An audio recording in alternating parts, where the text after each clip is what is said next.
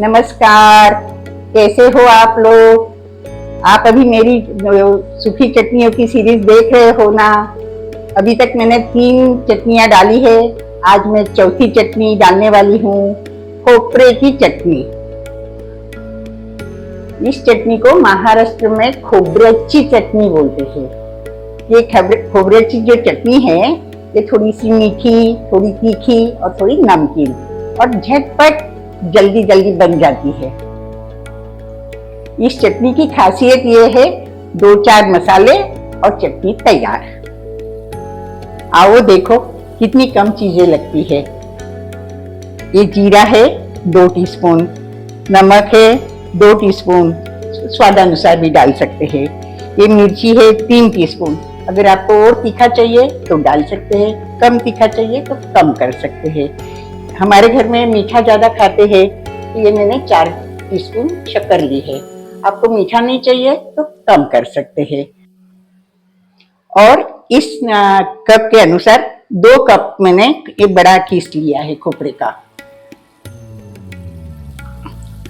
एक कीस इस टाइप से है।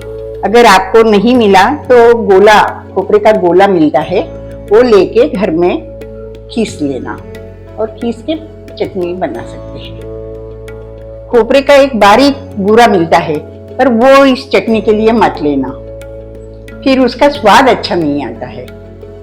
अब हम इसकी विधि शुरू कर रहे हैं। मैंने कढ़ाई गरम करने के लिए रख दी है और गरम हो गई है। पहले हम इस खोपरे को सेकेंगे। खोपरे को इसलिए सेकना है कि इसमें थोड़ी सी नमी रहती है, तो वो जो नमी है वो थोड़ी सी दूर हो जाए, तो चटनी बहुत दिन तक रहती है।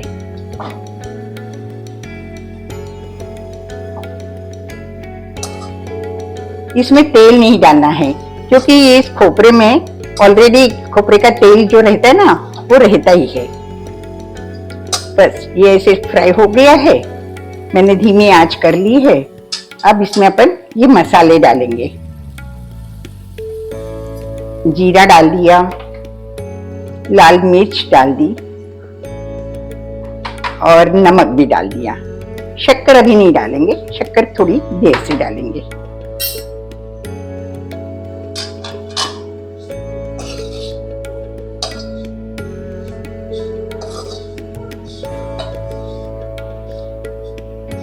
इसको धीमी आंच पे करना है। अगर हाई पे करेंगे तो मसाले जलेंगे और खोपरा भी जलने लगेगा।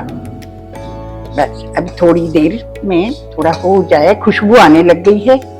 अब इसमें हम शक्कर मिलाएंगे। अब शक्कर मिला देती हूँ।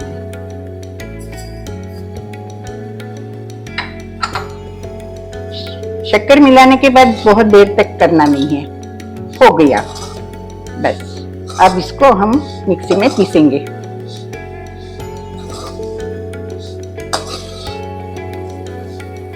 हमने गैस को बंद कर दिया है। अब ये जब ये पूरा मिक्सचर जो बना है ये ठंडा हो जाएगा, उसके बाद हम उसको मिक्सी में पीस लेंगे। ये सब अच्छा से सीख गया है और खोपरे की भी खुशबू आ रही है। जैसे खोपरा गर्म होता है तो जो आती है खुशबू, वो आ रहा है, और मसाले की भी खुशबू आ रही है साथ में। बस अब थोड़ा सा ठंडा हो जाए तो चटनी बना देते हैं। ये अब ठंडा हो गया है और ये ठंडा होने के बाद में क्रिस्पी हो गया है।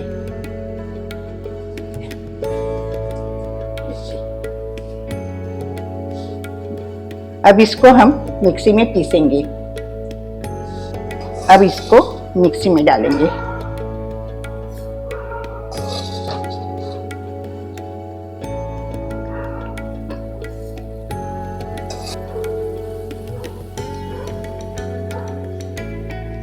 एक जरूरी बात, इस मिक्सी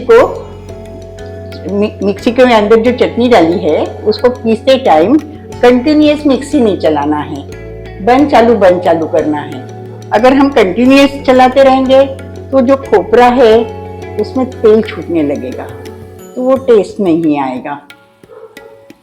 ये थोड़ा दरदरा ही पीसा जाता है, एकदम महीन आटे जैसा ऐसे नहीं पीसा जाता है।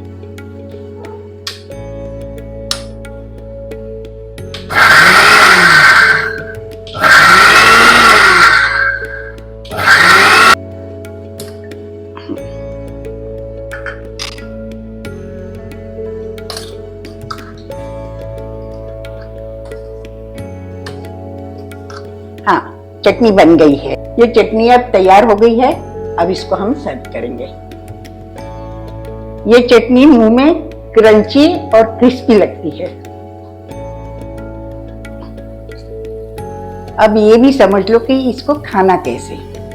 कर्नाटक में ज्वार की रोटी और गेहूं की रोटी को वो चपाती बोलते हैं, उसके साथ ये खाते हैं। और महाराष्ट्र में चावल के साथ में भी खा लेते हैं। थालीपीठ बनाते हैं। थालीपीठ यानी मल्टीग्रेन आटा रहता है, उसकी रोटी उसके साथ खाते हैं।